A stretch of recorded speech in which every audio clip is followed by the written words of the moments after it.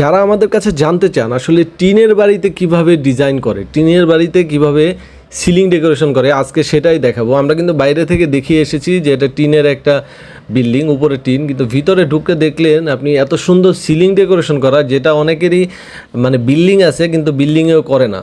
So দেখেন টিনের বাড়িতে এত সুন্দর ডিজাইন করে ফেলছে। তো আপনারা যারা চিন্তা করেন যে আমার তো ভাই সাইডে ওয়াল উপরে টিন, আপনার সমস্যা নাই, এরকম কাজ করতে পারবেন। কত সুন্দর করে দেখেন বাসাটাকে ডেকোরেশন করে নিয়েছে ভাইয়া। আর দেখতে পাচ্ছেন দুইটা রুমে দুই রকম সিলিং দিয়ে এরকম সাজিয়ে নিয়েছে। এগুলো কিন্তু মাত্র 300 টাকা স্কোয়ার ফিট। আর কালার ছাড়া যদি করেন তাহলে কিন্তু প্রাইস আরও কমে যাবে। আর কালার সহ 300 টাকা স্কোয়ার ফিট।